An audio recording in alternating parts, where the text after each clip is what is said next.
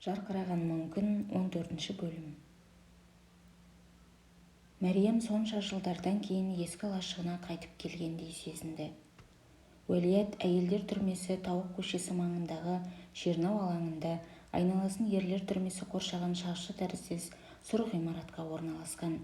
Білектей шынжырмен құлыпталған үлкен қақпа Мәриям және басқа да әйел қылмыскерлерді ерлерден бөліп тұратын. Әйелдер түрмесінде 5 бөлме камера бар. Камералар тастай суық, қабырғалары қопсып жарықшаланған, едендері лас еді, алақандай терезелері алаң жаққа қаратылған. Әйелдер қалаған уақытында аулаға шыға алатындай есіктері құлыпсыз болғанымен, терезелерінің бәрі тікенек темір сымдармен торланған. Не әйнек, не перде тартылмаған. Талип қарауылдары сол үңірейген терезелерден қарап бақылау жасайтын. Кейде қарауылдар қоршау терезенің сыртында шылым шегісіп, әйелдерге арам нәпсілі көзімен сығырая қарап, олар туралы бейәдеп қағытпа қалжыңдарын желдей борататын. Соның есебінен әйелдердің бірсыпырасы күні-түні үстерінен бұрқаларын шеше алмайтын. Мәриям 5 әйел, 4 шиеттей баламен бір түнді өткізді. Электр қуаты бар кештерде олар Нағима есімді бойы бір қарыс, қою қара шашты, нәзік қызды төбеге жетерліктей көтерісетін. Нағима төбедегі қаптамасы сыпырылып қалған электр сымды қолымен түртіп жалғайды. Сонда ғана лампа жанып, бөлмеге жарық түсетін. Дәретханалар киім шкафындай ғана еді. Еденнің цементтері жарылып, астындағы төртбұрыштап қазылған терең шұңқырлардан шыққан сасық иіс пен шыбын-шіркейлер әр жерде ұшып жүретін. Ауланың қақ ортасындағы құдықтың маңына айқастыра керіліп арқан тартылған. Оған шұлықтар мен балалардың іш киімдері жайылған. Осында қылмыскерлерді іздеп келушілермен кездеседі. Туысқандары әкелген күрішті пісіреді. Түрмеде оларға тамақ берілмейтін. Бұл аула балалардың да ойын алаңы еді. Мәриямның естуінше, балалардың көбі осында туған. Түрме қабырғаларының сыртындағы әлемді еш көрмеген. Олар денелерінен бұрқыраған зәр мен дәрет иісін елеместен күні бойы аулада жүгірісіп ойнайтын. Төңіректі шарлаған талибандар ұстап алып ұрып соқпайынша, талибандардың бар жоғымен де есептеспейтін. Мәриямды ешкім де іздеп келмеді. Оның талибандарға айтқан жалғыз өтініші де іздеп келушілермен кездестірмеу болды. Мәрияммен түрмеде бірге жатқан әйелдердің ешқайсысының қылмысы ауыр емес. Олар тек үйден қашып кеткені үшін ғана түрмеге тоғытылғандар еді. Сол үшін де ол маңындағылардың назарын ерекше аударды. Олар Мәриямға таңдана кішілік таныта қарайтын, төсеніш көрпелерін, жамылғыларын ұсынып, тамақты онымен бірге жеу үшін бір-бірімен таласатын. Араларында оны ерекше жақын тартып бауыр басқаны Нағима болды. Мәриям қайда барса да қолтығынан демеп бірге баратын. Нағима басқалардың да өзінің де бақытсыз, ауыр тағдырын тарата айтып, шерін тарқататындардың қатарынан еді. Айтуынша, әкесі оны өзінен 30 жас үлкен тігінші біреуге қосуға ризалық білдіріпті. Ол адам боқтан бетер саситын, тісінің саны саусақтарынан аз, дейтін Нағима. Ол қыстақтағы жергілікті молданың ұлымен Гардес деген жерге қарай қашыпты. Алайда Кабулдан шығар-шықпастан ақ ұсталып, кері қайтарылған. Тергеуде молданың ұлы талибандарға Нағиманың өзін алдағанын, басын айналдырып дуалап оқытып алғанын айтыпты. Ендігі өмірін Құран, намаз оқуға бағыштап, күнәсін жуатынына уәде беріпті де, еркіндікке шығып, Нағима 5 жылға сотталыпты. Ол түрмеде өзін үйдегіден қауіпсіз сезінетін көрінеді. Әкесі оны түрмеден шыққан күні ақ пышақтап бауыздайтынын айтып, қасам ішіпті. Нағиманы тыңдай отырып, Мәриям Нананы еске алды. Сафедкох тауының желкесінен қызыл арай көтерілген бір таңда Нананың компастың тілі ылғи да солтүстікті көрсеткеніндей, ерлердің кінә тағатын саусақтары дәйім әйелдерді нұсқайды. Үнемі солай болмақ. Соны есіңде сақта, Мәриям, дегені оның құлақ түбінде жаңғырыға берді. Бір аптаның алдында Мәриям тергеуге алынған. Сотта құқықтық кеңес яки адвокат қоғамдық тыңдаулар атымен болмады. Дәлелдер көрсету, шағым айту да орын алмады. Бас аяғы 15 минутта бәрі де шешімін тапты. Мінберде отырған жағы суалып, бет терісі жиырылып қалған қызғылт бұйра сақалды талип бас судья еді. Көзілдіргі көзін бадырайтып, қарашығынан сарғайып кеткенін анық көрсетіп тұрған. Ырғайдай мойны сәлде ораған басын әрең көтеріп тұрғандай көрінетін. Кінәңді мойындайсың ба, Мәриям? Иә, мойындаймын. Талип басын изегендей болды. Басы мен қолының тоқтаусыз қалтырағаны Мәриямға Файзолла молданы елестетті. Ол шай ұрттамаққа ыңғайланып еді, қасында отырған кеудесі тік, басы қайқиған адам ілтипат көрсетіп кесені алып, оның ерніне тигізді. Талип риза болған сыңайда көзін жұмды. Мәриям Талиптің басқаларға ұқсай бермейтін сықпытын байқады. Оның үнінен шынайылық пен сезімталдық аңқып, күлкісінен сабыр мен төзімділік есіп тұрған. Ол Мәриямға сескену, тіксіну пиғылымен қарамады, айыптамады. Керісінше, одан кешірім күткендей мүләйім, жұмсақ тіл қатты. «Өзіңнің не айтқаныңды толық түсінесің бе?» деді бас судьяның оң жағында отырған қыр мұрынды Талип қоқиланып. Үш тергеушінің ішіндегі жасы кішірегі де сол. Мәриямның пуштунша сөйлей алмайтынын да қыстырып кінәлай кетті. Мәриям оның билік пен атақ құмарлау, қай жерден ілік тапса соған үкім кесуді өзінің міндеті мен қақысы санайтын қызуқанды жастардың қатарынан екенін түйсінді. «Түсінемін», деді Мәриям. «Оған таңғалып отырмын», деді жас Талип сөзін жалғастырып. «Құдай бізді әйелдерден өзгеше жаратыпты, миымыз да тіптен ерекше екен. Сендер, әйел заты, бірдеңені еркектерде ойлап жете алмайсыңдар. Тіпті батыс дәрігерлерінің ғылыми зерттеулері де мұны дәлелдеп шығыпты.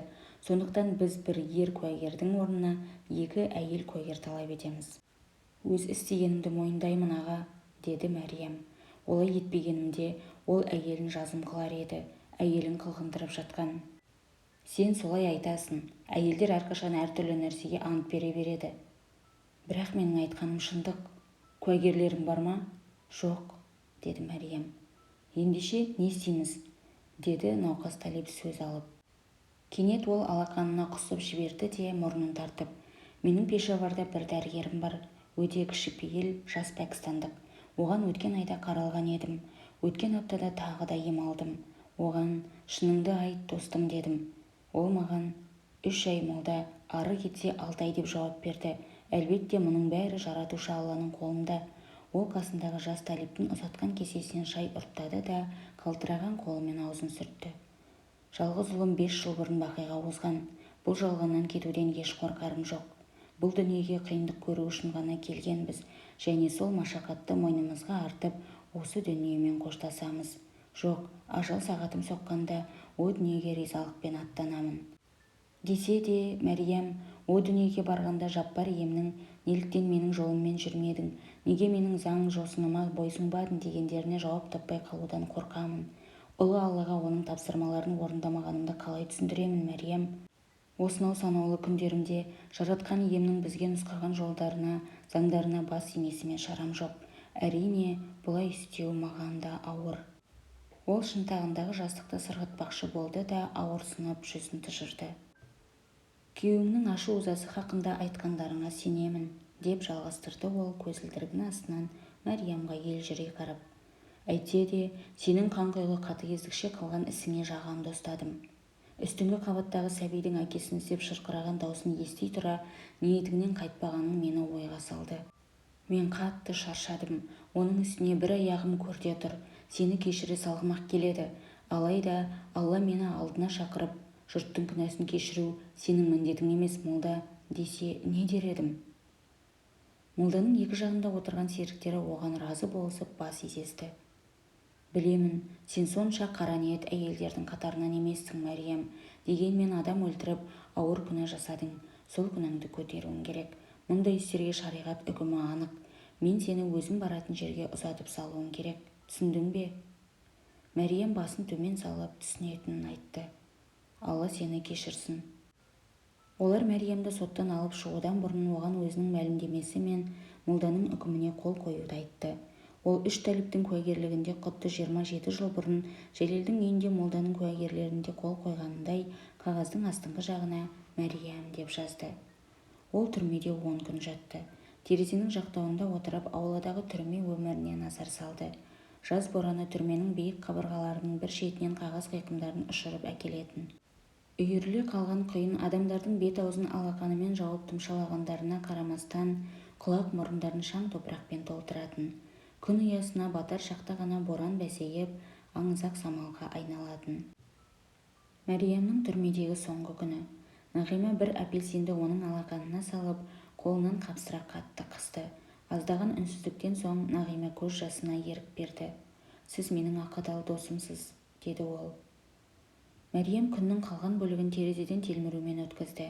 Әлдекім ас әзірлеп жатса керек. Мұрнына түтін мен зеренің хош иісі келді. Ауладағы қуалыспақ ойнап жүрген балаларды көрді. Екі кішкентай қыз Мәриямның бала күнінде Жәлел оны тастың үстіне отырғызып, балық аулағанда айтып берген тақпағын әндете жөнелді.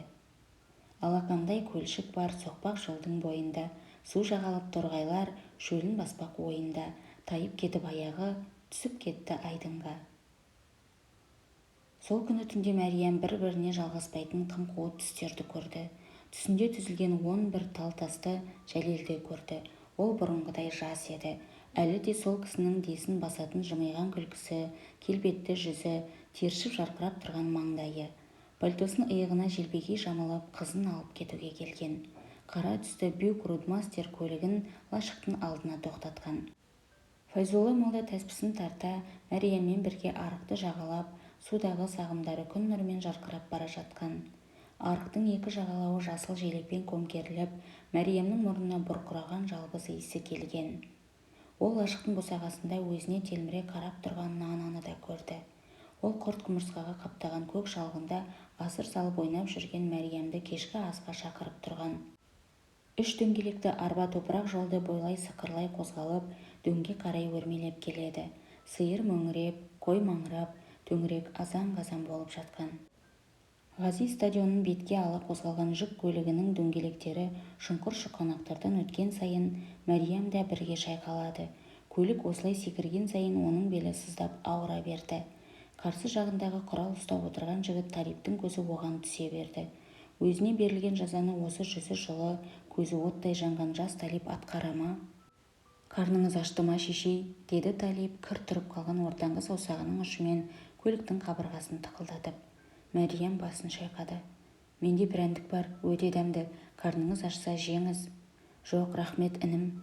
Талип басын изеп Мәриямға таңдана қарады. Қорқасыз ба, шешей? Мәриямның тамағы құрғап, тынысы тарылып кетті. Иә, қатты қорқып келемін, деді Мәриям даусы қарлығып. Менде әкемнің суреті бар, деді Талип. Оның өңі есімде қалмапты. Велосипед жөндейтіні ғана еміс-еміс есімде. Дегенмен оның қимыл қозғалысы, қалай жүретіні, күлетіні, даусының қандай екенін білмеймін. Ол көзін басқа жаққа бұрып, сәл үнсіз тұрды да Мәриямға қайта қарады. Шешем оның арыстандай айбатты, батыл адам екенін айтқан. Әйтсе де коммунистер тұтқында бала жөнелгенде оның жас балаша жылай салғанын да айтқан еді. Айтайын дегенім, мұндай кезеңде қорқу дегеніңіз қалыпты жағдай. Ұялатындай іс емес, шешей. Сан мыңдаған көз оған қадала қараған сәт. Қатарласа тізілген темір орындықтарда адамдар мойындарын созысып, алаң ортасына қарасады. Мәриям жүк көлігінің арт жағынан түсе берген сәтте жиналғандар таңдайларын қағысып, сыбырласып, күбірлесіп, гу-гу болды да кетті.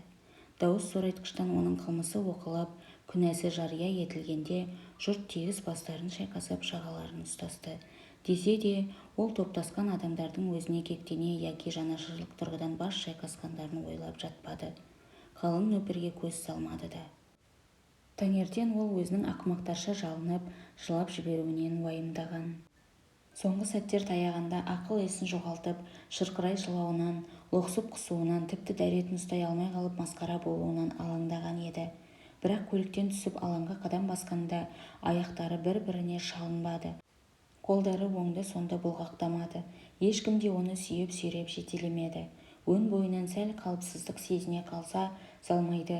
Оның өміріндегі ең қадірлі адамынан айырғанын, оның ендігі тағдыры әкесіз, әкесінің мейір-махаббатынсыз өтетінін көз алдына келтіреді де, еңсесін тіктеп, еш қарсылықсыз алға ілгерілейді. Қару асынған біреу оған қатарласып, алаңның түстік қақпасына қарай жүруін бұйырды. Ол төңіректегі халықтың өзіне қарап тұрғандарын сезді. Өзінің және өзіне кесілген жазаны атқаруға тағайындалған Талиптің көлеңкесінен көзін алмай алға жылжи берді. Кей сәттерді санамағанда, өмірдің өзіне оң қабақ таныта қоймағаны Мәриямға аян еді. Әйткенмен ол соңғы 20 қадамды басарда осы бейопа жалғаннан аз-кем ләззат алуды тіледі. Ләйләні бір көруді, оның жағымды күлкісін соңғы рет естуді, онымен бірге жарқыраған жұлдызды аспан астында шәй іше отырып сырласуды арман етті. Әзизаның бойжетіп, сымбатты сұлуға айналғанын көре алмайтынын, ұзатылу тойында саусақтарына қына жаға алмайтынын, тойда шашу шаша алмайтынын ойлап қайғырды. Әзизаның балаларын көріп, олармен бірге ойнағанында қандай бақытты болар еді. Алаң қақпасына аз қалғанда қасындағы адам Мәриямға тоқтауды бұйырды. Ол кідірді. Бұрқасының жұқа пердесінен жаза атқарушының қаруын ыңғайлап жатқанын көрді. Осы бір соңғы минуттарда Мәриям көп дүниені армандады. Көзін жұмғанда тұла бойын өкініш емес, қамсыздық пен тыныштықтың жылы лебі шарпыды. Мына дүниеге шаты артық пенде, жабайы шөп болып келіп, енді міне бір әйел жұртқа мейір-махаббатын бағыштаған, басқалардың да сүйіспеншілігіне бөленген адам ретінде бұл дүниемен қоштасқалы тұр. Ол біреудің досы, серігі, қамқоршысы, анасы, өмірін мағыналы өткізген обалы жан. Мәриямның өмірі құрметке лайық өмір, харами болып басталып, қадір салауатпен аяқталған өмір. Ол соңғы тынысын Құран аяттарын үнсіз қайталаумен үзді. «Тізерле», деді Талиб. «Иә, көк пен жерді жаратқан, күнді түнге, түнді таңға айналдырып, күн мен айды бағындырған жаратқан ием, ерекше қамқор, аса мейірімді ұлы Аллам, күнәларымды кешкейсің. Қане тізерле, жерге қара!» Мәриям өзгелердің бұйрығын соңғы рет орындады. Тарықтың бас ауруы барған сайын асқына түсті. Кей түндерде Ләйла оянып, төсектің бір шетінде басын уқалап отырған Тарықты көретін. Оның бас ауруы Насирбақта басталып, түрмеге түскеннен кейін тіпті ауырлаған. Басының сақинасы ұстағанда кейде құсып, бір көзі көрмей қалуға дейін баратын. Өзінің бұл ауруы жайында айтқанда, ол қасапшының пышағы шекесінің бір тұсынан тесіп кіріп, екінші тұсынан шыққандай деп суреттейтін. Ауыра бастағанда пышақтың дәмін татқандай күйде боламын, дейтін ол. Кей кездері Ләйла орамалды дымдап оның маңдайына басса, ауруы сәл бәсеңдегендей болады. Кейде Сайттың дәрігері берген дөңгелек ақ дәрілердің де аздап көмегі тиетін. Дегенмен көп түндерде ол екі алақанымен шекесін шеңбектеп, ыңыранудан өзге шара таппайтын. Ондайда көзі қызарып, мұрнының суы тоқтамайды. Ләйла қасына келіп, оның неке жүзігін таққан қолын алақанына алып, екінші қолымен мойнын уқалап беретін. Олар Муриға келген күні ақ үйленген. Олардың үйленетінін естігенде Сайттың көңілі жай тапты.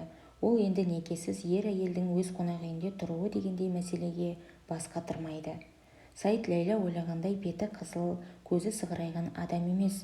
Қою мұртының ұшы ішке ширатылған, ұзын ақ шашы қасының үстінен жанынан қарай қайырыла таралған, жүзі жылы, сөз әрекеті мүләйім адам еді. Сол күні ол молда шақырып, Тарық пен Ләйланың некесін оқытты. Қояр да қоймай Тарықтың қолына ақша ұстатты. Тарық базарға барып, ол берген ақшаға бір жұп неке жүзігін сатып алды. Балалар ұйқыға кеткенде олардың некесі оқылды. Молда олардың басына жасыл жаулық жапты. Тарық пен Ләйланың көзі айнада түйісті. Түйіскен көзден қуаныш жасы да, той шаттығы да байқалмады. Ләйла өздерінің айнадағы бейнелеріне үнсіз қадала қарады. Жүздеріне мезгілсіз түскен әжімдер, көзінің астындағы солғын қыртыстар олардың бір кездегі толықсыған жас, келбетті түрлерінің орнын басқан. Тарық ернін қыбырлатып бірдеңе айтпақ еді, біреу бастарындағы жасыл жаулықты сырғытып ала берді. Ләйла оның не демек болғанын білуге шарасыз қалды. Сол түні олар бір төсекке жатты. Төмендегі жиналмалы төсекте балалардың қатты ұйқыға кеткен, пысылдап, жеңіл қорылға басқан дыбыстары естіліп тұрған. Ләйла балалық шақтарын еске алды. Ол кездері өзара сөйлесу дегеніңіз сонша қиын емес еді. Бір-бірінің сөздерін бөліп, жағаларынан тартысып, өз мақсаттарын ұқтыруға тырысатын. Артынша бір-бірін келе-келе күлісетін. Демде қайта татуласатын. Енді міне, сонша жылдардан кейін бір-біріне айтар сөз, шағар мұңдары көп бола тұра тосырқаса берген. Бұл түні Ләйла Тарыққа айтпақ болған көп сыры ғайып болғандай үнсіз қалды. Ол үшін Тарықтың қасында болу, оның өн бойынан тараған ыстық жалынға шарпылу, маңдайын оның бетіне тигізіп, қолын сығымдай ұстап бір жастыққа бас қоюдың өзі шүкіршілік еді.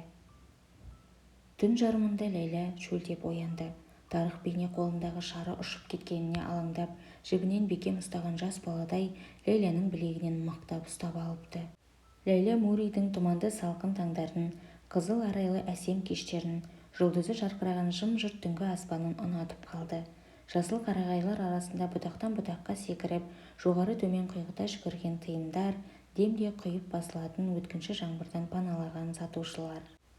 Ол кәдесыйлар сатылатын дүкендер мен шеберханаларды жақсы көретін. Жергілікті тұрғындар жаңадан салынған құрылыстардың Муридің табиғи келбетін бүлдіргеніне наразы болатын. Лейла олардың жаңа ғимараттар үшін неліктен соншама қапаланатындарын түсінбей қиналатын. Егер Кабулда жаңа ғимараттар салынса, жұрт тегіс қуанып, алақайлаған болар еді. Заманауи дәретхана, ванна, монша, ыстық суық судың үй ішінде болғанына ол аса тәнті болды. Әр таңда Адиба есімді әзілқой аспаздың бірдеңені турап тықылдатқаны мен Аленаның маңыраған үнінен оянатын. Кейде ол Тарық пен балалардың ұйқысын бақылап, өткені мен бүгінін ойлағанда көзі жасқа толады. Таңертең Тарық пен Лейла бөлме-бөлмені аралайды. Тарық белбеуіне сылдырлатып бір бума кілт пен терезе тазартқыш сұйықтық құйылған бөтелкесін қыстырып алатын. Лейла қолына сүрткіш, дезинфекция құтысын, дәретхана щеткасын және жиһаздарды тазалауға арналған сұйықтық бар шелегін алып Тарықтың соңынан ілесетін. Әзиза бір қолына еден сүртетін шүберек, екінші қолына Мәриям жасап берген қуыршағын ұстап, олармен бірге жүретін. Ал Залмай аяғын сүйрете тырпылдата басып, құлықсыз ілеседі. Лейла едендегі кілем-күлшелерді шаңсорғышпен тазартады. Тарық ваннаны, дәретхананы жуып-шайып, шкафтар мен сөрелерге таза сүлгілерді бүктеп қояды. Тазалық бөлмесіне шағын шампунь құтыларын, бадам иісті сабындарды ретімен тізеді. Әзиза терезелерді өзім сүртемін деп қасарысады. Қуыршағын өзінен екі елі алыстатпай жақын тұсқа қойып қояды. Неке оқылып бірнеше күн өткен соң, Лейла Әзизаға Тарық хақында әңгімелеп берді. Әзиза мен Тарықтың арасындағы жақындық Лейланы қайран қалдырды. Тарықтың сөзі бітпестен Әзиза оның ойын оқып үлгеретін. Тарық та Әзиза бірдеңе сұрамас бұрын керегін дайын қылады. Кешкі ас мезгілінде олар бейне ұзақ уақыт бөлініп қайта табысқан бір отбасы адамдарындай бір-біріне қолана күлімсірейді. Лейла шын сырты түсіндіргенде Әзиза терең ойға шомып отырып қалды. «Оны жақсы көремін», деді ол ұзақ үнсіздіктен соң. «Ол да сені жанындай жақсы көреді, Әзиза». «Өзі солай деді ме? Мұны саған сөзбен айтуының қажеті жоқ. Маған бәрін жіпке тізгендей баяндап бер, шеше, бәрін де білгім келеді». Лейла оның айтқанын орындап бастан аяқ түсіндірді. «Әкең өте жақсы адам, қызым. Ол алысқа кетіп қалса ше?»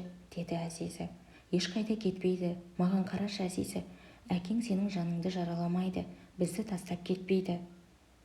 Әзизаның уайымнан арылған жүзі Лейланың жүрегін езді. Тарық Залмайға ағаш ат сатып әперді, арба жасап берді. Түрмедегілерден үйренгеніндей картондарды кесіп, бүктеп, арыстан, кенгуру, жылқылар мен құстарды жасап берсе де, Залмай бұл сыйлықтардың бірін де қабылдамады. Дөрекілене лақтырып тастады. «Есексің», деп айғайлады ол. «Ойыншықтарының маған қажеті жоқ». «Залмай», деп шыр-пыр болды Лейла. «Ештеңе етпейді», дейді Тарық. «Оны еркіне қоя бер». «Сен менің әкем емессің. Әкем алыс сапарға кетті. Қайта оралғанда сенің сазайыңды береді. Қашып құтыла алмайсың. Оның екі аяғы сау, сен сорлыда жалғыз-ақ аяқ». Түнде Лейла Залмайды бауырына басып, онымен бабалу дұғасын бірге оқиды. Ол Рашидті сұраса, Лейла алысқа кеткенін, қашан оралатынын білмейтінін айтады. Сәбиді алдап бір өтірікті мың сан рет қынжылмай қайталағанына ашынады. Залмайдың сұрақтары жанын жегідей жейтін. Әйтсе де Лейланың одан өзге қылар қайраны бар ма? Залмай әр күні дерлік түскі ұйқыдан оянып, әткеншектен түскен бойда Рашидті сұрайды. Кейінірек аяқ бауын өзі байлап алатын, мектепке өзі бара алатын болғанда да осыны сұрайтыны, Лейланың дағдылы өтірігін тағы қайталайтыны анық. Күндердің күнінде бұл сұрақтың желігі басылып, сап тыйылатынын да Лейла жақсы біледі.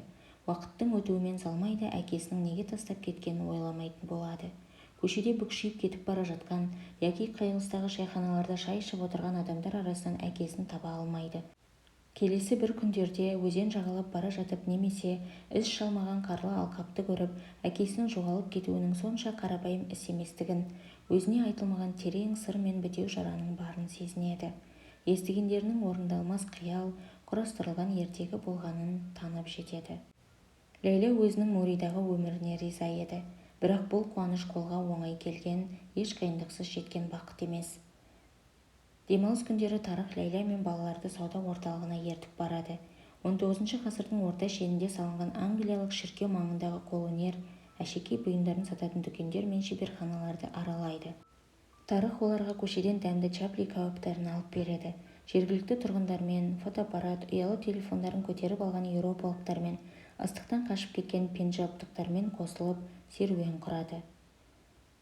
Кей кездері олар автобуспен Кашмир шоқысына баратын. Сол жерде тұрып Тарых оларға Желум өзенінің аңғарын, қарағайлы тау баурайын, ну орманмен көмкерілген тау шоқыларын көрсететін. Сол ормандардан маймылдарды да кездестіруге болатынын айтқан. Олар Муридан 30 шақырым аралықтағы Натьягали гүлбағына да барған. Губернатор сарайына тұтасатын жолда Тарых Лейла мен балалардың қолынан жетелеп алған еді. Жол бойы британдық зираттарға тоқтап, таксимен тау шоқысына дейін шығып, тұман шөккен жап-жасыл жылғаларды тамашалайтын.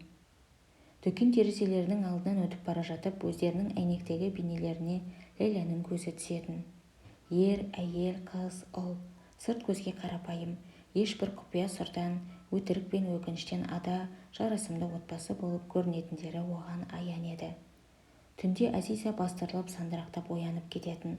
Лейла оның қасына бүктемелі орындыққа отыра қалып, желкесін иығын сипап тыныштандырып ұйықтатады.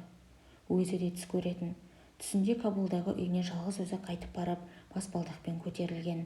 Есіктердің артынан үтікті пысылдатып, кірліктерді қаттап, көне герат әуендерін ыңылдатып бір әйелдің үнін естіген. Алайда есікті ашып бөлмеге енгенде ешкімнің де қарасы көрінбеген. Мұндай түстерден ол денесін тер басып, қалшылдап, көзі жасаурап оянатын.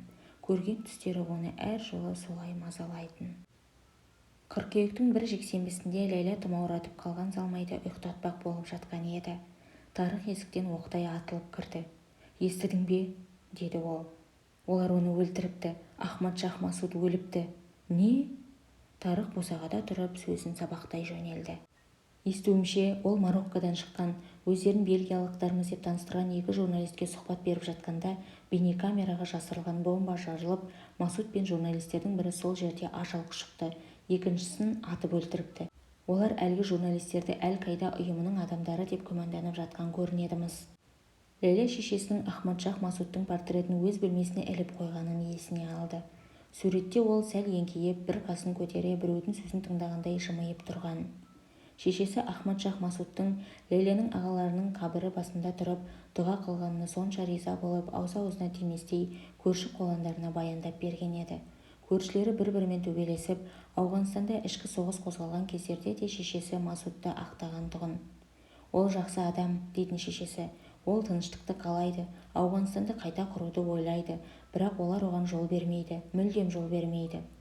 Нәтижесінде бәрі де кері айналып, Кабул топырақ үйіндісіне айналған уақытта да шешесі үшін Масуд сол баяғы паншердің арыстаны болып қала берген. Масудтың аянышты өліміне Лейляның көңілі ауырса да, өзінің туған өлкесін оның қалай ойрандағаны әлі есінде. Қабірлікке айналған үйлердің қирандысынан қазып алынған мәйіттер, жерленіп болған балалардың неше күн өткен соң табылған аяқ-қолдары. Зымыран оғы төбелерінен түсер алдындағы шешесінің шырайы Лейляның әлі есінде. Өзінің қасына түскен әкесінің бассыз денесі, оның футболкасына басылған алтын қақпа көпірдің суретінен атқылап шығып жатқан ыс пен қанды қалай ұмыта қалсын. «Жерлеу рәсімі өткізіледі», деді Тарых. «Бұған сенімдімін. Равальпиндиде өткізілуі мүмкін. Айтарлықтай дабыралы болады». Ұйқыға бас қоймақ болған Залмай да орнынан тұрып көзін уқалады. 2 күннен кейін олар қонақ бөлмелерді тазалап жатқанда алыстан айғай-шу естілді. Тарых қолындағы заттарын тастай салып сыртқа жүгірді. Лейла ілесе жөнелді.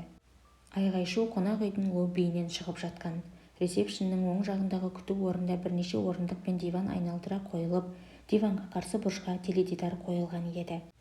Сайд, консьерж және бір топ қонақ теледидардың алдына қаумаласа жиналып алған. Тарых пен Лейла топ арасынан қыстырылысып алға өтті. Теледидар арнасы BBC-ге қосылған. Тарых Сайдқа бірдеңелерді айтты.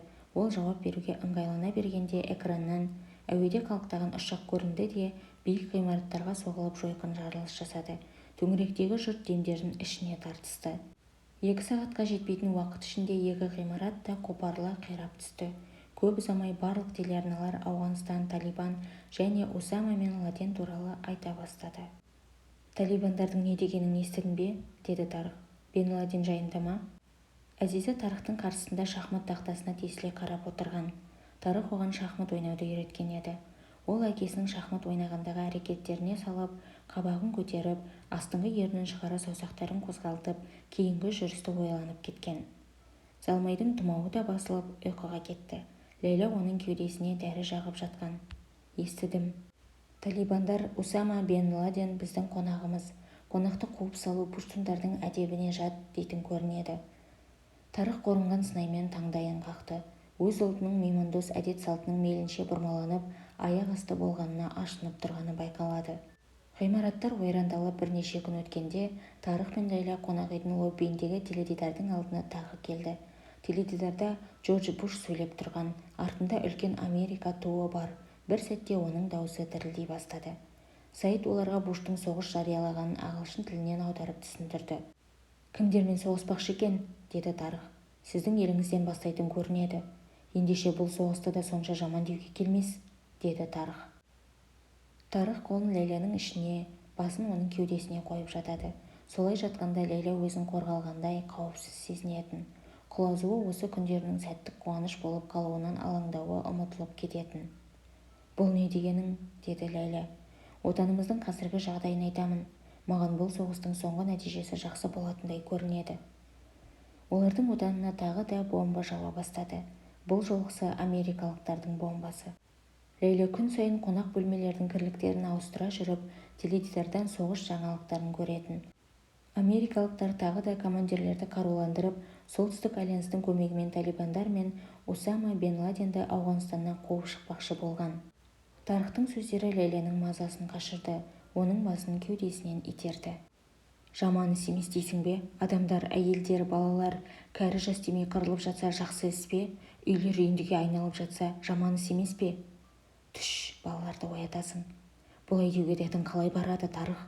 деді Ләйлә оның сөздерін ызалана бөліп. «Карам деген жерде қаңған бомба түсіп, жүздеген бейкүнә халық қырылып қалды ғой. Солардың мәйітін көре тұрып жақсы істейтінің қалай?» «Жоқ», деді Тарық шынтағымен денесін тірей басын көтеріп Ләйләға қарады. «Дұрыс түсінбедің, айтайын дегенім...» «Сен оны білмейсің», деді Ләйлә. Даусы біртіндеп көтеріле берді. Талас-тартыстағы ерлі-зайыптылар арасындағы алғашқы керкілдесуге айналды. «Моджахеттер қырқыса бастағанда Кабулдан тайып тұрған сен нені білушең? Кабулда қалған мен. Соғыстың қандай болатынын мен білемін. Сол соғыста ата-анамнан айырылдым. Соғыстың себебінен ата-анасынан айырылған менмін, Тарық. Енді келіп сенің аузыңнан соғыстың соңғы нәтижесі жақсы дегенді естіп тұрғанымды қарамайсың ба?» «Кешір, Ләйлә, кешірім сұраймын». Ол Ләйләнің жүзін алақанына алып өзіне қаратты. «Дұрыс айтасың, мені кешір. Айтпағым бұл жолғы соғыстың азырақ оң нәтижесі болып, Ауғанстанға жылт еткен үміт ұшқынын алып келер ме деген ойым еді. Бұл туралы енді сөйлескім келмейді», деді Ләйлә. Өзінің Тарыққа дөрекі сөйлегеніне таң қалды. Оған айтқандарының әділетсіздік екенін білетін. Соғыс оның да ата-анасын алып кетті ғой. Оның Тарыққа болған ашуы әлдеқашан тараған. Тарық ұяң үнмен сөздерін жалғап жатқан. Ол Ләйләні өзіне тартып, қолынан, маңдайынан сүйгенде қарсылық көрсетпеді. Тарықтың айтқандарының негізсіз емесін ол білетін. Ойлаған мақсатын да әбден түсінетін. Ақиқатында бұл соғыста керек шығар. Буштың бомбалары Ауғанстанға жаңа үміт сыйлар. Десе де бұл сөздерді ол өзіне айта алмайды. Ата-анасының жанын жалмаған сол бомбалар басқалардың да өмірін қиятынын, Ауғанстандағы бейкүнә сәбилер Буштың сол зымырандарынан тұл жетімге айналатынын біле тұрып, қалайша соғыс жақсы дей алсын. Олай деу Ләйлә үшін өзін-өзі алдаудан өзге ештеңе емес. Сол түні Залмай жөтеліп оянды. Ләйлә орнынан тұрып болғанша Тарық сау аяғын төсектен сырғытып протезін киді де Залмайдың қасына келіп оны қолына алып көтерді.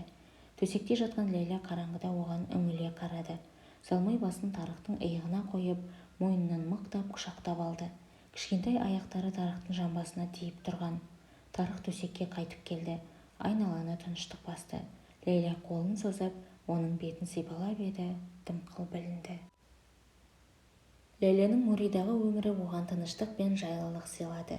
Жұмысы да сонша ауыр емес. Демалыс күндері Тарықпен бірге балаларды Патриада тауына, Пиньон шоқырына алып шығып, етектегі Исламабадтан тартып Равалпиндиге дейінгі қала базарларын тамашалайтын. Көк шалғынға көрпе жамылғыларын жайып жіберіп, қытырлап прәндіктерін, қияр мен зімбір шырынын ішетін. Ол дәйім қазіргі тұрмысына дән риза екенін өз-өзіне күбірлеп айтатын. Рашидпен бірге өткізген зұлмат күндерде дәл осындай өмірді аңсаған еді. 2002 жылғы шілденің бір күні Тарық пен Ләйлә туған жерлері жайлы әңгімелесіп төсекте жатқан. Ол жақта болып жатқан өзгеріс көп еді. Коалиция әскерлері талибандарды Ауғанстанның барлық ірі қалаларынан қуып шығып, Пәкістан шекарасы мен Ауғанстанның оңтүстігіндегі таулы өңірлерге дейін ығыстырды. Халықаралық бейбітшілікті қолдау күштері Кабулға жіберілді. Хамид Карзай Ауғанстанның уақытша президенті болып сайланды. Ләйлә ішке бүккен ойларын Тарыққа айтуға бекінді. Бір жыл бұрын ол Кабулдан шығып кете алғаны үшін қатты қуанған. Әйтсе де соңғы бірнеше айдан бері өзінің балалық шағын өткізген сол шаһарды сағына бастаған. Шор базардың қайнаған көшелері, бабыр бақшалары, су сатушылардың ешкі терісінен тігілген тұлыптарын иыққа артып айғайлайтыны, тауық көшесіндегі саудаласқан адамдар, Картех парвандағы қауын сатушылар ойынан кетпейтін болды. Дегенмен елін сағыну Ләйләні Кабул жайлы ойландырған бірден-бір себеп еместі. Көбіне ондағы өзгерістер елеңдетті. Кабулда мектептер салынғанын, жолдарға жаңадан асфальт төселгенін, әйелдердің жұмыс орындарына қайтып барғанын естіген соң, бұл жақтағы өмірі тыныш әрі жайлы болса да, әйтеуір бірдеңе жетіспегендей, нәтижесіз, уақыт ысырап етумен тең білінді. Кейінгі күндері әкесі хакімнің есейгенде қандай адам болуға бекінсең, сондай бола аласың, Ләйлә. Сені жақсы түсінемін. Бұл соғыс біткенде Ауғанстан саған мұқтаж болатынын да білемін дегені құлағынан кетпеді. Шешесінің сөздері де Ләйләнің есінде. Әкесі Ауғанстаннан кету жайлы айтқанда шешесі, ұлдарымның арманы орындалғанын өз көзіммен көремін. Ауғанстан азат болғанда осы топырақта тұрып тойлаймын. Ұлдарымның армандарының жүзеге асқанын көрсем, олар да менің көзіммен сол күндерді көреді, деген еді. Міне осы сәтте Ләйлә ата-анасы үшін болса да Кабулға қайтуды, Ауғанстандағы өзгерістерді өз көзімен көруді қалады. Алайда бәрінен маңыздысы оның ойында Мәриям бар.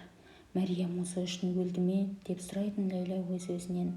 Ол Ләйләнің шетелде қызметші болып жүру үшін өзін құрбан етті ме? Мәриямға Ләйләнің өз балаларымен алаңсыз өмір сүргені жеткілікті шығар. Әйтсе де Ләйлә үшін бұл істер кенеттен маңызды мәселеге айналған. Қайтып кеткім келеді, деді Ләйлә. Тарық орнынан тұрып оған қарады. Ол Тарықтың кең маңдайына, білегіндегі шымыр бұлшық еттеріне, өткір көзіне қатала қарап, оның келісті бітіміне ынтасы ауды. Арада бір жыл өтсе де өздерінің қайта қосылғанына, Тарықтың шынайы өз күйеуі ретінде қасында жатқанына Ләйләнің сенгісі келмей тұрған.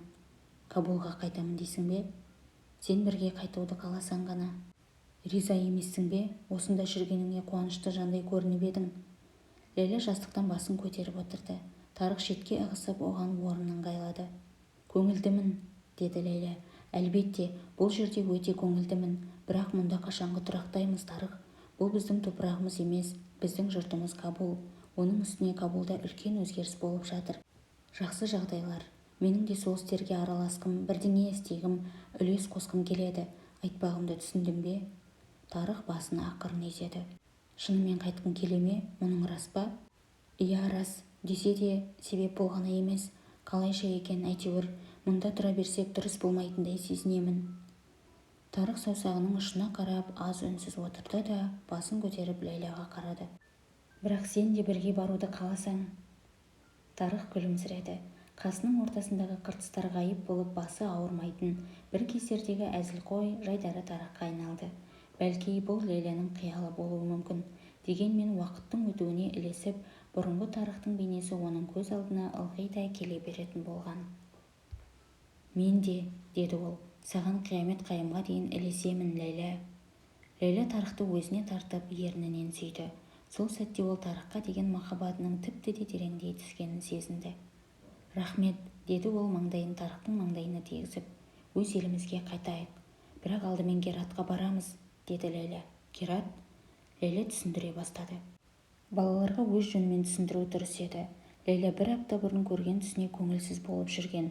Әзизаның қасына отырып оған Кабулда талибандардың жоқ екенін, соғыстың да болмайтынын, ендігі жетімдер үйіне бармайтынын байыппен түсіндіре бастады. Бәріміз бірге тұрамыз. Сен, әкең, Залмай және мен. Менен мәңгі айырылмайсың, уәде беремін. Ол қызына қарап күлімсіреді. Тіпті сен бір жігітті ұнатып қалып, оған тұрмысқа шыққаныңша бірге тұрамыз. олар муридан кететін күні залмайды жұбату қиынға соқты. Ол Аленаның мойнына мықтап асылып алған. «Оны Аленадан айыра алмай жатырмын, шеше», деді Азиза. «Залмай, біз автобусқа ешкіні мінгізе алмаймыз», деп түсіндірді Ләйлә. Тарық Залмайдың қасына тізерлей отырып Кабулға барғанда оған Алена сияқты ешкі сатып әперуге уәде етті. Залмай бұртиып Аленаның мойнынан қолын әрең босатты. Олар Құран-кәрімді 3 рет сүйген соң Тарық оны биік көтерді. Балалар оның астынан өтті. Саид Тарыққа жәрдемдесіп жүктерін көлікке тиесті. Оларды бекетке дейін ұзатып салды. Ләйлә шалқалай сүйеніп ұзақ қалып бара жатқан Саидқа назар салған сәтте көкейінде көп сұрақ қылаң берді. Муридай тыныш жерді тастап бара жатқаны ақымақтық па? Ата-анасы мен ағалары ажал құшқан, бомбаның ыс-түтіне енді ғана сейіле бастаған бұлыңғыр мекенге баруы ақымақтық па? Әкесінің Кабулмен қоштасарда айтқан 2 тармақ ғазалы Ләйләнің құлақ түбінде жаңғыра бастады. Ай сәулесі шатырда, айдың санын кім білген, жарқыраған 1000 күнде қабырғадан көрінбес. Ләйлә басын төмен салып кірпігіне тұнған көз жасын сығымдады. Кабул оны күтуде, оған мұқтаж болуда. Оның жұртына қайтуы дұрыс шешім. Десе де Кабулға барудан бұрын ол өзінің соңғы қоштасуын мінсіз орындауы керек. Ауғанстандағы соғыс Кабул, Герат және Кандагары байланыстарын жолдарды талқандап тастаған еді. Гератқа оңтайлы жолмен бару үшін Иранның Машат деген жері арқылы өтуге тура келетін. Олар Машатта бір түн қонып, ертесі басқа автобусқа мінді. Машат көшелері адамға толған тыныш қала. Ләйлә автобус терезесінен жол жағасындағы саябақтарға, мешіттер мен Хелло Кауап мейрамханасына көз салды. Автобус шииттік 8-ші имам Резаның қабірінен өткенде, Ләйлә қабірдің жарқырап тұрған мәрмәр тастарын, алтын күмбезін анық көру үшін орнынан тұрып мойнын соза қарады. Бұл қабірлердің қаншама ғасырлардан кейін де сонша айбынды тұрғанын, мінсіз сақталғанын көріп тамсанды. Өз еліндегі Будда мүсіндерін елестетті. Бабаларынан қалған сол жәдігерлер әлдеқашан топырақ үйіндісіне айналып, Бамиян аңғарының боранымен шаң-тозаң болып көзден ғайып болған еді. 10 сағаттан соң автобус Иран-Ауғанстан шекарасына жетіп келді.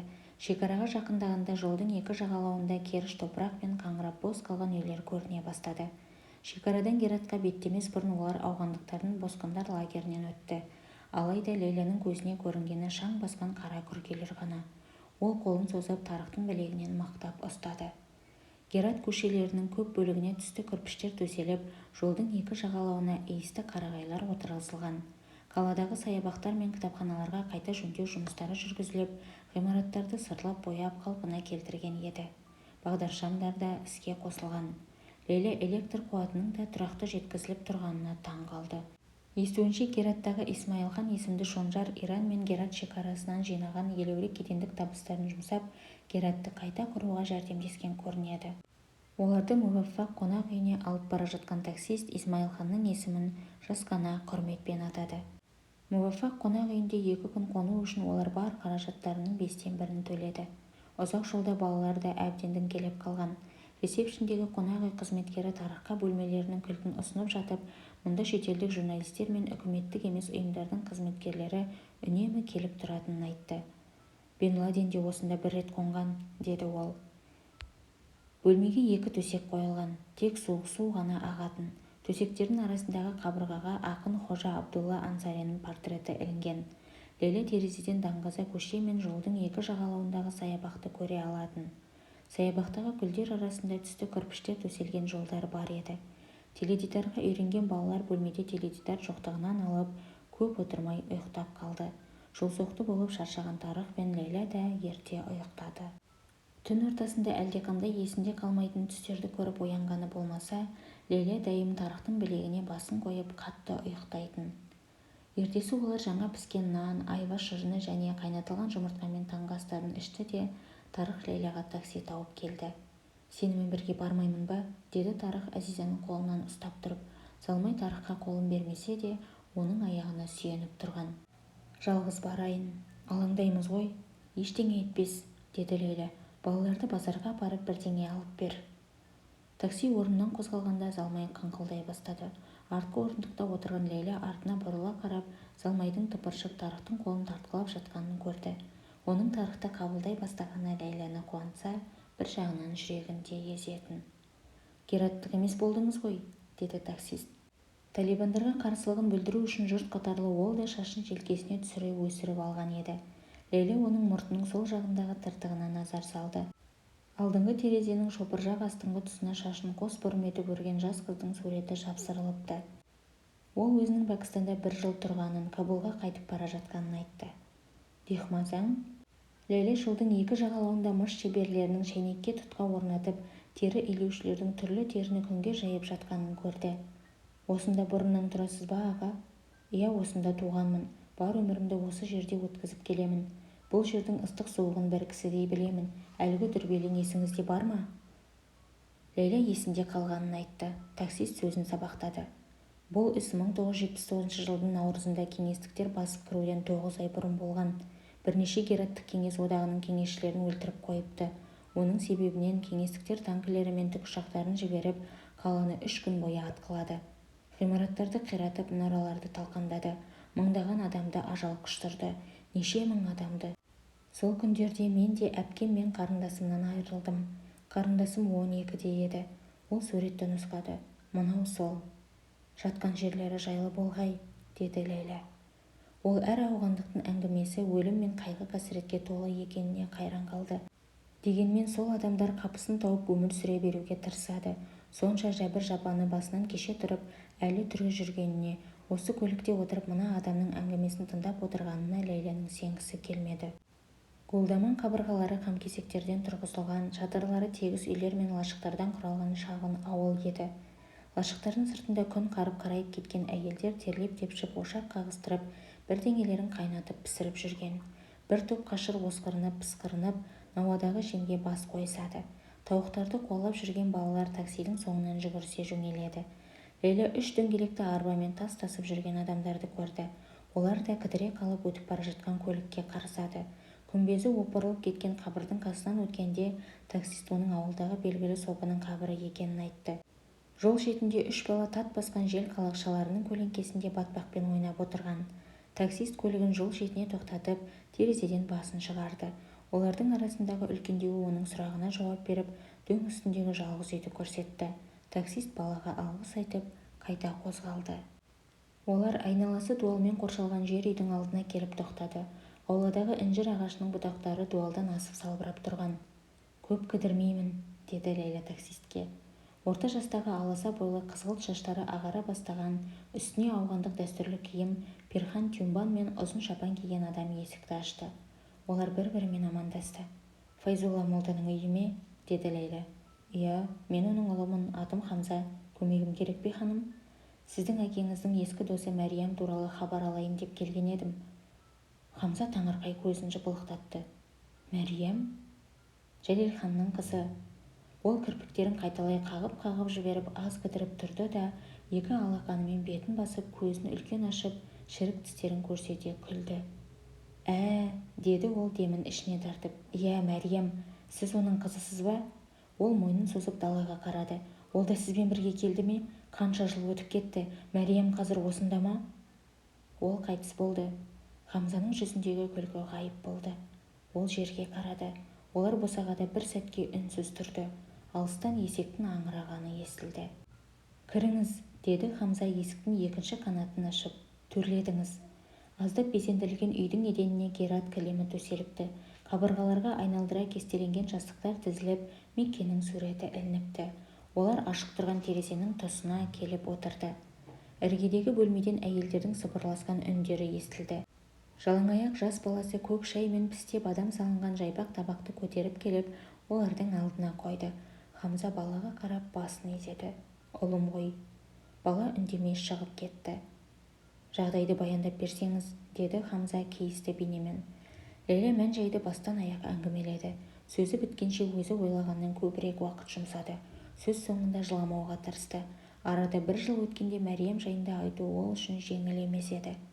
Лейленің сөзі біткенде Хамза қолындағы кесесін сипалап үнсіз отырып қалды. Қадірлі әкем оны жақсы көруші еді, деді ол арадағы үнсіздікті бұзып. Ол туғанда құлағына азан шақырып атын қойған.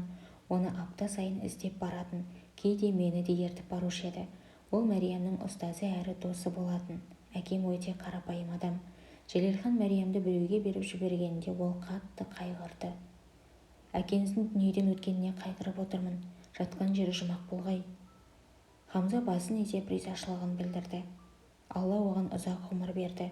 Жәлелханнан да ұзақ жасады. Әкемізді ауылдың зиратына жерледік. Мәриямның анасының қабірінен алыс емес.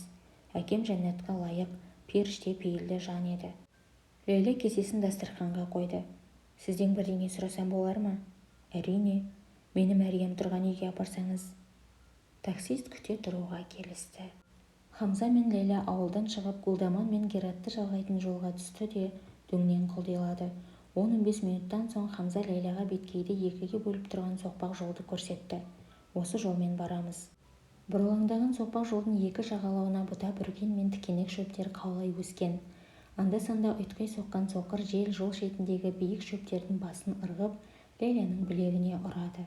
Бірі биік, бірі тапал, бірінің жапырағы ұзын, енді бірінің жапырақтары қабаттаса өскен сан алуан жабайы гүлдер желмен тербеліп көздің жауын алады. Сайраған құс пен шегірткенің шырылы да үндестік тауып, Лейляның құлағына әсем, сырлы музыка әуенінде естілді. Соқпақ жол ирелеңдеп дөңге қарай бұрылды. Олар солай қарай беттеп 200 метрдей жүргенде жазыққа шықты. Лейла кідірді. Бет аузына қонған шыбын шіркейді қағып-сілкіп сәл тынықты. Бұл жерден төңіректегі қат-қабат таулар, андыз өскен ақ теректер, қайыңдар мен әр алуан жабайы ағаштар көрініп тұратын. Мұнда бұрын бұлақ бар еді, деді Хамза кейіп. Біраз уақыт бұрын тартылып қалды. Ол Лейляға бұлақтан өтіп аз өрлесе жететінін айтты. Мен осында күтейін, деді ол ақ теректің астындағы жалпақ тасқа отыра беріп. Сіз барып келіңіз. Көп кідірмеймін. Алаңдамаңыз, бара беріңіз. Лейла оған алғысын білдірді де бірнеше тастан аттап арғы бетке өтті. Газды сулардың бөтелкелері мен тот басқан қалбырлар арықтағы батпақтан қылтиып әр жерде шашылып жатыр. Ол жел тербеген Мәжнүнталды көрді, жүрегі дүрсілдей соқты. Мәжнүнтал Мәриям суреттегендей жазықтың ортасына өсіпті. Артына бұрылып қарағанында төмендегі Хамза қара ноқаттай болып көрінді. Ол қадамын жиілете беріп тасқа сүрініп жығылды. Орнынан тез тұрып шалбарының етегін тізесіне дейін түрді де ілгерілей түсті. Мәжнүнталдың түбіне жетіп барғанында әбден діңкелеп қалған еді. Мәриямның лашығы өз орнында тұрған.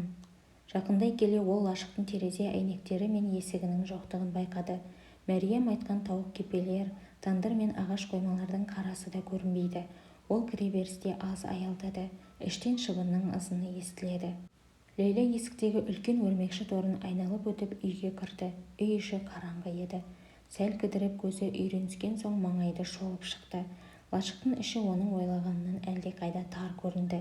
Еденге төселген тақтайдың аз бөлігі ғана қалған. Өзгесін әлдекімдердің отындыққа жұлып алғандары көрініп тұр. Еден қураған жапырақ, сынған құты, сағыз қағаздары, жабайы саңырауқұлақтар сарғайып кеткен шылым қалдықтарымен толып, арамшөп басып қабырғалары көгеріп кеткен. 15 жыл. Міне, бұл Мәриям 15 жыл тұрған үй. Лейла тізесін еппен бүгіп қабырғаларға сүйене отырды да сырттағы желге құлақ түрді. Төбе мен бұрыш-бұрыштың өрмекші торламаған тұсы қалмапты. Қабырғада үлкен әріптермен жазылған жазулар көрінеді. Сылағы қопсып түскендіктен Лейла оны оқи алмай орысша жазылғанын ғана шамалады. Бұрыштағы бос қалған құс ұясының жанында бір жарғанат асылып тұрған. Ол көзін жұмып аз отырды. Пәкістандағы кезінде Лейла Мәриямның бейнесін көз алдына келтіре алмай қиналатын. Тап бір тілінің ұшындағы сөзді айта алмағандай әрі-сәрі күйге түсетін. Бірақ дәл қазір осында Мәриямның келбеті Лейляның көз алдында тірі кезіндегідей пайда бола кетті. Оның бұрылып қарағаны, ұзын иегі, терісі қатпарланған мойны, ернін жымқырып күлгені. Лейла Мәриямның етегіне бас қойды. Мәриямның жеңіл ғана тербеткенін сезді. Әне, ол бәсең үнмен Құран аяттарын оқуда.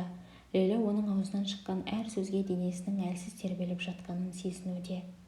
Кенет қаулаған арам шөптерді біреу тамырларынан тартып әкеткендей жерге сіңіп ғайып болды. Өрмекші торлары сиқырлы күштің әсерімен қабырғалардан ажырай бастады. Құс ұясы қопсып, қылшықтары мамықтай үлбіреп терезеден ұшып шықты. Ғайыптан пайда болған өшіргіш қабырғадағы орысша жазуларды құлан таза сипап өтті. Едендегі тақтайлар бүтінделе қалды. ләйлә үй ішіндегі 2 төсекті, ағаш үстелді, 2 орындықты, бұрыштағы шойын пешті көрді. Қабырғадағы шыны аяқтар, шәугім тоғалар тізілген сөрелер де бұрынғы орнында пайда болды. Сырттан тауықтардың үні естілді. Арықтағы судың сылдыры да құлаққа шалынды.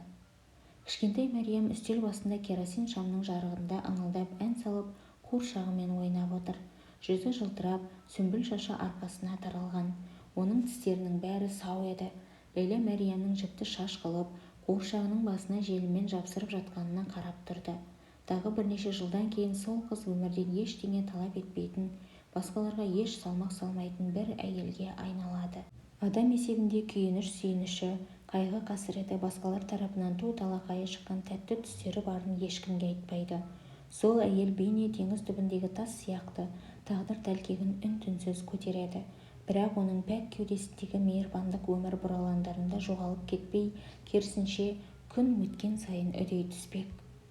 Ләйлә бұл қыздың көзінен Рашид та, талибандар да бұза алмайтын, тастан да берік, ақыр аяғында оның өзіне ғана тиесілі болатын, Ләйлә арқылы жүзеге асатын баға жетпес құнды дүниені көрді. Кішкентай қыз басын көтеріп, қуыршағын үстелге қойып, Ләйләға күлімсірей қарады. Ләйлә? Ләйлә қорқып көзін ашты да тынысы жиілеп алға қарай жылжыды. Төбедегі жарғанат үркіп, үй ішінде арлы-берлі жалпылдап ұшты да терезеден шығып кетті. Ол үсті басына жабысып қалған жапырақтарды шаң-тозаңды қағып сыртқа шықты. Күн еңкейе бастаған еді. Жел күшейіп, ауладағы шөп-шалаң мен мәжнүнталдың ұсақ бұтақтарын оңды-солды желпіп тұрған. Жүрерден бұрын Ләйлә Мәриям ұйықтаған, ас ішкен, Жәлелді күткен, ескі лашыққа соңғы рет қайырылып қарады. Мәжнүнталдың бұтақтары әр тербелгенде құлауға шақ қалған қабырғаларға ұрылып, жағымсыз дыбыс шығарады. Әлдеқайдан пайда бола кеткен қарға лашықтың төбесінен қонып, бірдеңені шоқып алды да қырқылдап ұша жөнелді. Қош бол, Мәриям. Ләйләнің етегі жасқа толды. Артына бұрылып, бітік шөптер арасымен тездете басты.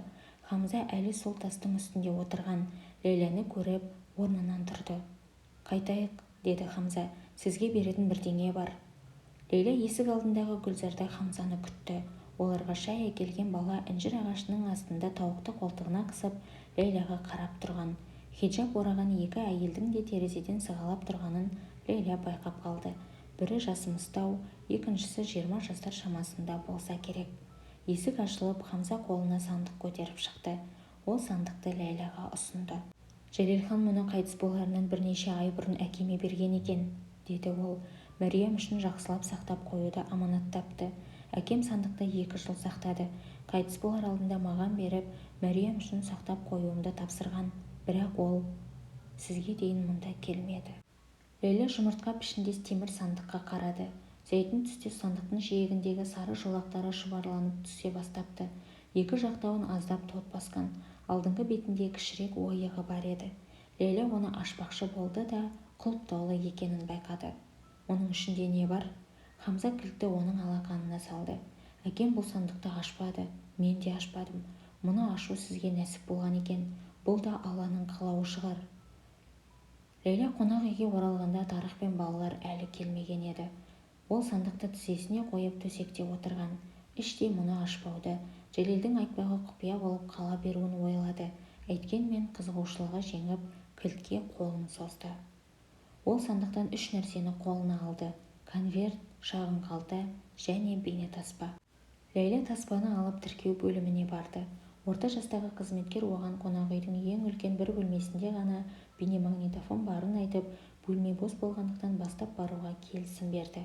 Ол телефонды сөйлесіп тұрған жас жігітке орнына қарай тұруды тапсырып, Ләйләні 2-ші қабатқа бастады. Қызметкер есікті ашып, оны бөлмеге кіргізді. Ләйлә маңайына қарауға да үлгермей бұрыштағы теледидарға беттеді. Бейнемагнитофонды қосып, таспаны салды. Экраннан бірнеше минутқа дейін ештеңе көрінбеді. Бос таспаны Жәлелдің Мәриямға несіне бермек болғанын түсінбеген ол кідіріп қалды. Алайда аздан соң музыка ойнап, экраннан суреттер көріне бастады. Ол қабағын түйіп, фильмді 1-2 рет қарап отырды да, тездетіп алға айналдырып еді, тағы сол фильм қайталанды.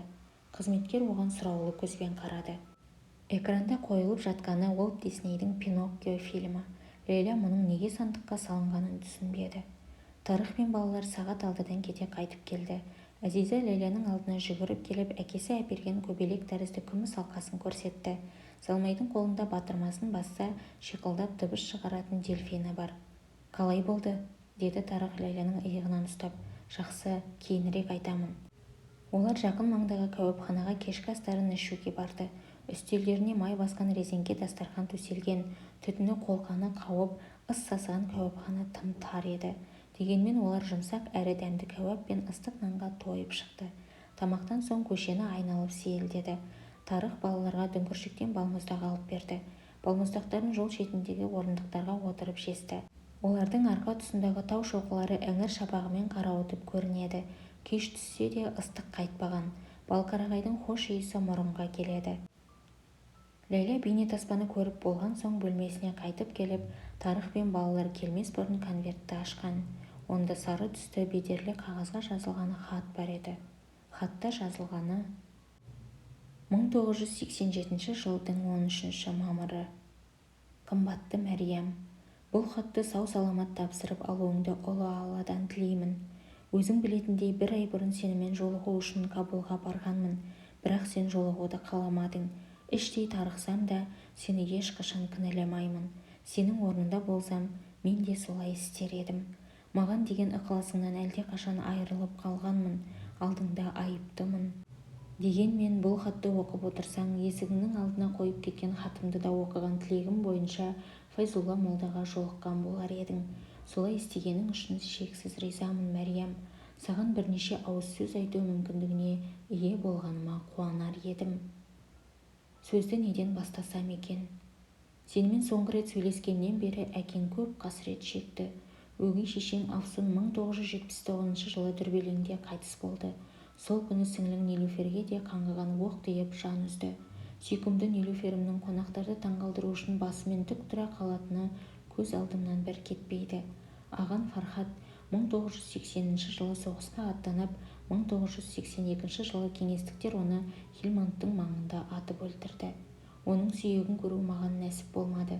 Балаларыңның бар жоғын білмеймін, бар болса солардың өмірін тілегейсін. Менің саған тарттырған азап қайғымды бермеуіне дұға қыл. Олар түсіме кіреді. Ажал құшқан балаларымды дәйім түсімде көремін. Сен де ылғи түсіме кіресің, Мәриям. Даусыңды, күлкіңді сағынамын. Саған кітап оқып берген, бірге балық аулаған кездерді еске аламын. Сол кездер есіңде ме? Сен жақсы қызсың, Мәриям.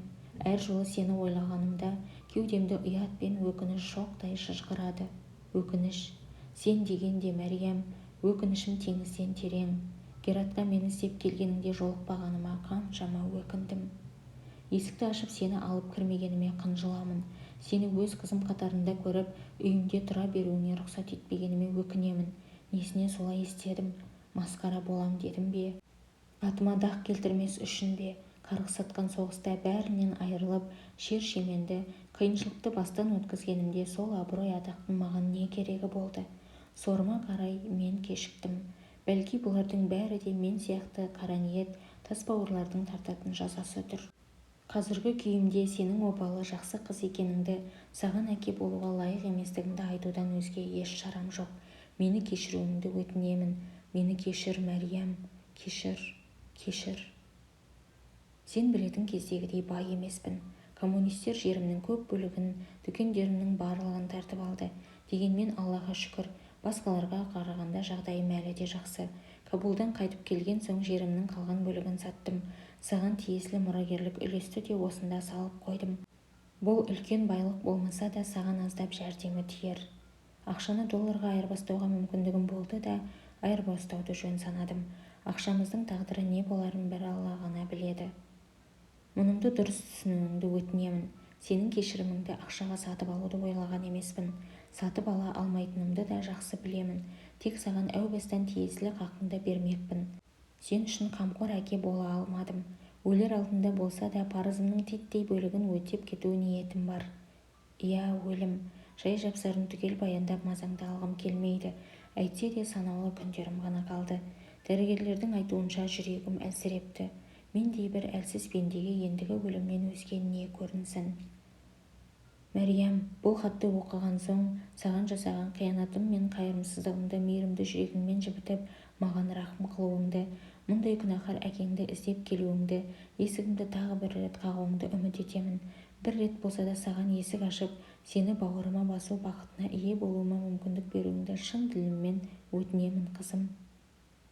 Бұл үмітімнің дәл қазіргі жүрегімдей әлсіз, іске аспағы бұлдыр екенін де білемін. Сөйте тұра күтемін, есігіңді қағуыңды күтемін. Алла саған ұзақ ғұмыр, жақсы өмір сыйлағай, қызым. Салауатты, сүйкімді перзенттер бергей. Мен саған бере алмаған шаттық пен тыныштықты, отбасы бақытын нәсіп қылғай. Аман бол, Аллаға аманат. Сенің құрметіне татымайтын әкең, Жәлел. Олар қонақ үйге қайтып келді. Балалар азырақ ойнап ұйқыға кетті. Ләйлә Тарыққа хаттың мән-жайын айтқан соң, шағын қалтадағы ақшаны алып оған көрсетті. Тарық Ләйләнің жас жуған жүзін сүртті, маңдайынан сүйіп, бауырына басты. 2003 жыл сәуір айы. Құрғақшылық аяқталды. Өткен қыста қар тізеден келетіндей жауды. Бірнеше күннен бері жаңбыр толастамаған. Кабул өзенінің арнасы толып, көктемгі тасқын Титаник базарын шайып кетті. Көшелер шылқып, жүргіншілер лай кешіп, көліктер әр жерде батпаққа батып жатты. Толтыра алма тиелген есек арбалар жаңбыр суларын шылпылдатып безіп барады. Алайда ешкімде зарлап қақсамады. Ғайып болған Титаник базарын да ешкім жоқтамады. Жұрт тегіс, бұрынғы Кабулымыз жасыл желекті, жәннат шаһарымыз керек, деседі. Ләйлә балаларының артқы аулада жүгірісіп ойнағандарына қызыға қарап тұрған. Олар Техмазандағы 2 бөлмелі шағын үйді жалға алған. Аулада анар ағашы мен бітік өскен итмұрын бар еді. Тарық балаларға әткеншек жасап, Залмайдың ешкісіне қоршау тұрғызып берді. Ол Тарыққа еліктеп шашын сыпыртып тастады. Онымен бірге бабалу дұғасын оқуды енді Тарық мойнына алған. Әзизаның қою шашы жаңбыр суымен шылқып, басын сілкіп қалса болды, Залмайдың бет-аузына шашырайтын. Залмай жақында 6-ға толмақ. Өткен аптада олар Әзизаның 10 жасқа толған туған күнін атап, оны кинотеатрға апарған. Титаник фильмін кинотеатрда ашық көру кабулдықтарға ақыры нәсіп болған еді. Тездетіңдер балалар, кешігіп қалмайық, деді Ләйлә, олардың түстік астарын қағаз қорапқа салып жатқан. Таңғы сағат 8. Ләйлә сағат 5-те тұрып алған. Әзиза оны бамдат намазына оятқан. Таң намазы Әзизаның есіне Мәриямды салатын. Қатал уақыт оның Мәриям жайлы естеліктерін, бейне арамшөптерді жұлып тастағандай көңілінен өшіріп тынғанша, бұл оның Мәриямға жақын тұратын бірден-бір жолы екені Ләйләға аян еді. Намаздан кейін Ләйлә төсегіне қайта қисайды. Тарық жұмысына кеткенде оның көзі ілініп кеткен. Тарықтың бетінен сүйгенін шала-шарпы есіне алды. Ол француз қайырымдылық қоғамының жарылыс салдарынан мүгедек болғандарды протезбен қамтамасыз ету бөлімінен жұмыс тапқан. Залмай Әзизаның соңынан ілесіп ас үйге жүгіріп кірді. Екеуің дәптер қарындаштарыңды алдыңдар ма, оқулықтарыңды ше? Мұнда, деді Әзиза сөмкесін ашып көрсетіп, оның кекештенуі азайған. Жүрейік онда. Ләйлә балаларын сыртқа шығарып есікті құлыптады. Жаңбыр жаумаса да таң салқын, аспан шайдай ашық, бұлтсыз болатын. Олар бір-бірінің қолынан ұстап автобус аялдамасына қарай беттеді. Көшеде 3 дөңгелекті арбалар, такси, Біріккен ұлттар ұйымының жүк көліктері, автобустар, әскери джиптер қайшыласып кеткен. Шала ұйқы сатушылар дүкендерінің темір есіктерін ашып, сағыз, шылым сататындар әлдеқашан саудаларын қыздырып үлгерген.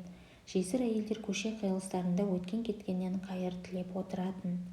Кабулда күн сайын өзгеріс. Жұрт жабыла аулаларына, көшелеріне көшеттер отырғызып, тоз-тозы шыққан үйлерін сырлап, ағартып, жаңа үйлер тұрғызу үшін кірпіш тасиды. Арық-тоған құдық қазысады. Терезелеріне гүл түбектерін қатарластыра тізеді. Жақында Ләйлә мен Тарық балаларын қайта жаңғыртылған Бабур бақшасына алып барған. Сонша жылдардан кейін Кабулдың көше қиылыстарында рубаб, талиб, тутар, аккордеон және танбур үндері, Ахмад Захирдің ескі әндері қайта жаңғыра бастады. Ләйлә ата-анасының бұл күндерді өз көзімен көргенін сонша армандайтын. Өкінерлігі, Кабул бейне Жәлелдің хаты секілді кешігіп тәубеге келді. Ол балалармен көшені кесіп өтпек болғанда қара түсті Тойота құйғытып келді де, қол созым жерден үсті бастарына су шашып өте шықты. Жүрегі аузына тығылған Ләйлә балаларын иығына жұлқа артқа тартты. көлік 2 рет сигнал беріп, көше қиылысынан шұғыл бұрылды да көзден ғайып болды. Ол балаларының қолынан мықтап ұстап, көліктің соңынан ызалана қарап тұрды. Есерсоқ шонжарлардың Кабулға қайтып келулеріне рұқсат етілген. Лейляның ата-анасын өлтірген жендеттер ендігіде бау-бақшалары, зәулім сарайларды, құс жастықты жастанып, жайлы тұрып жатқан. Онысымен қоймай, ана министрліктің министрі, мына министрліктің орынбасары болып тағайындалып, өздері ойран қылған аудан, ауылдарда жалға алынған көліктерге мініп, ойқастап жүретін. Соны ойлағанда Ләйләнің кеудесін ыза кернейді. Алайда ол өзіне кек пен өшпенділіктің құлы болмасқа уәде берген. Мәриям да бұл жолды қаламайды. Ол тірі болғанында бұлай істеудің пайдасы не Ләйлә дері анық. Сондықтан да Ләйлә өзі үшін, Тарых пен балалары үшін тек алға қадам басуды шешкен. Мәриям үшін де солай етпек. Оны түсінде көретін, өткенді артқа қалдырып алға қарай жүрген және келешекке үмітпен қараудан өзге қылар қайраны да жоқ еді. Заман тізесін бүгіп, қолындағы баскетболды айналдыра бір топ балаға дәріс оқып жатқан. Алаң жиегіндегі Ләйләні байқап қалды да қолын бұлғап айғайлады. «Сәлем, мұғалім мырза!» Ләйлә да қолын көтеріп оның сәлемін жылы қабылдады. Жетімдер үйінің шығыс жақ қабырғасын жағалай алма көшеттері отырғызылған. Оңтүстік жағындағы қабырға қайта қалпына келтірілісімен Ләйлә тағы бірнеше түп көшет отырғызуды жоспарлады. Аулада жаңа әткеншек, турник және гимнастика жаттығу құрылғылары бар. Ләйлә есікті ашып ғимаратқа кіріп кетті. Олар жетімдер үйінің іші-сыртын жаңадан сырлап бояп шыққан. Тарых пен Заман төбенің тесіктерін жамап, қабырғаларды сылап, терезелерді ауыстырған. Балалар ұйықтайтын бөлмелерге кілем төсеген. Өткен қыста Ләйлә балаларға бірнеше төсек, жастық пен жамылғы көрпелер сатып алып, әр бөлмеге шойын пеш орнатып берген. Бір ай бұрын Кабулдың Анис газеті олар жайлы жазған. Заман, Тарых, Ләйлә және балалардың суретінде басқан. Газеттегі хабарды оқып отырып, Ләйлә бала күнгі достары Гети мен Хасинаны есіне алды. «Гети екеуміз 20-ға жетпей 4 бала туып үлгереміз, бірақ сен, Ләйлә, біз мақтан тұтарлық адам боласың. Құдай қаласа бір күндерде газеттің бірінші бетінен суретіңді көретінімізге сенімдімін», деген еді Хасина. 2 жыл бұрын Ләйлә Әзизаны Заманға тапсырған дәлізге қарай беттеді. Сол кезде Әзизаның қолын өз қолынан қалай ажыратқаны Ләйләнің әлі есінде. Осы дәлізде оған көз жасын көрсетпес үшін жанұшыра жүгірген. Мәриям оны айғайлай шақырған. Әзизаның шырқырап жылаған аянышты үні құлақ түбінде әлі күнге дейін жаңғырып тұрады. Дәліздің қабырғалары ендігіде әртүрлі плакаттармен, динозаврлар, мультфильм кейіпкерлері, Бамияндағы Будда мүсіндерінің суреттерімен безендірілген. Екінші жақтауына балалардың жазып сызған шығармалары ілінген. Олардың көбінде үйлер мен саябақтарды таптап бара жатқан танкілер, АК-47 қаруланған еркектер мен соғыс көріністері, босқындар лагеріндегі күркелер бейнеленетін. Ләйлә артына қайрылды. Сыртта оны балалар күтіп тұрған. Басына жаулық ораған қыздар, кепеш киген ұлдар оны көрген бетте жүгіріп келіп қаумалап алатын. Бір-бірін итере шуласып, қолын созып, оның назарын өзіне аудармаққа тырысатын. Кейбірі Ләйляны ана деп те шақыратын. Ол балаларды сапқа тізіп сыныпқа бастап кірді. Тарых пен Заман қабырғалас 2 бөлмені біріктіріп, осы сыныпты жасаған. Едендегі мүжіліп, үгітілген кірпіштердің үстіне уақытша брезент төсеген. Тарых жақын арада еденге цемент пен кірпіш қалап, үстіне кілем төсеп беретінін айтып уәде берген. Заман есіктің маңдайшасындағы тақтайды сырлап, оған бір шумақ өлең жазып қойды. Бұл өлең Заманның Ауғанстанға уәде етілген көмек қаржысы келмейді. Елді қайта құру қарқынды жүргізілмеді. Жемқорлық асқынып кетті. Талибандар қайта топтасып жатыр. Олар кек қайтармақ. Әлем Ауғанстанды қайта ұмытады, дейтіндерге берген жауабы еді. Бұл жолдар Хафиздің ғазалдарынан. Жүсіп оралса хананға қайғырмаңдар. Гүлістан айналса молаға қайғырмаңдар. Топан су басса әлемді бір күндері, Нұх келіп жол көрсетер қайғырмаңдар. Ләйлә сыныпқа кіріп келді. Балалар кітап дәптерлерін парақтап бір-бірімен сыбырласып жатқан. Әзиза парталасымен сөйлесіп отыр. Арт жақтағы біреуі қағаз ұшақты сыныптың екінші басына қарай ұшырды. «Балалар, парсы тілі оқулығын ашыңдар», деді Ләйлә қолындағы кітапты үстелге қойып. Олар кітаптарын парақтай бастады. Ләйлә терезенің жақтауына келіп, алаңдағы доп лақтырумен жаттығып жатқан балаларға қарады. Алыстан бұлдырап көрінген тау жотасынан қызарып күн көтерілді. баскетбол бағанының темірлері, әткеншектің шынжырлары, заманның мойнындағы ысқырығы мен әйнегін алмастырған көзілдірігі күн нұрымен шағылыса жарқырайды. Ол алақанымен терезенің әйнегін қалқалап көзін жұмды. Терезеден өткен ыстық леп жүзін шарпыды. Кабулға оралғанда Ләйла талибандардың Мәриямды қайда көмгендерін біле алмай көп қиналды. Оның қабірін тауып Құран оқуды, басына гүл қоюды ойлаған. Ал қазір Ләйла үшін оның маңызы шамалы. Мәриям әрқашан өзімен бірге. Оның рухы қайта сырланған қабырғаларда, балалардың қол-аяғын жылытқан жылы көрпелерде, жастықтарда, кітаптар мен қаламдарда. Мәриям сол балалардың күлкісінде, Әзизаның намазда оқыған аяттарында. Ең маңыздысы ол Ләйланың жүрегінде, оның жүзіне түскен жарқыраған күн сәулесінде. Ләйла өзін біреудің шақырғанын естіп артына бұрылды. Ол Әзиза еді. «Шеше, сізге бірдеңе болды ма?» Сыныптың іші тым-тырыс. Балалар оған қадала қарап қалған. Ол Әзизаға жауап бермекші болды да жүрегі айнып, алақанымен аузын басты. Әзиза оның жауап беруін күтті. Ләйла орнынан қозғалмады. «Шеше, құлыным», деді ол күлімсіреп. «Ештеңе болған жоқ, жағдайым жақсы, өте жақсы». Ол Тарық пен балаларға жақсы жаңалығын жеткізгелі бері кешкі ас үстінде ат қою ойынын ойнау олардың күнделікті әдеттеріне айналды. Әркім өз тапқан есімдерін ұсынып талас-тартыс жасайды. Тарық Мұхаммед деген есімді жақсы көретін. Залмай жақында Супермен фильмін көрген. Ол ауғандық ұлдарға неліктен Кларк деген есімді қойылмайтынын түсінбейтін. Әзиза Аман деген есімді мақтады. Ләйла өмір дегенді ұнатты. Алайда бұл ойын тек ұлдардың есімі жайында ғана болатын. Ал егер қыз туа қалса, оған қандай есім қоюды Ләйла әлде қашан шешіп қойған. Мәриям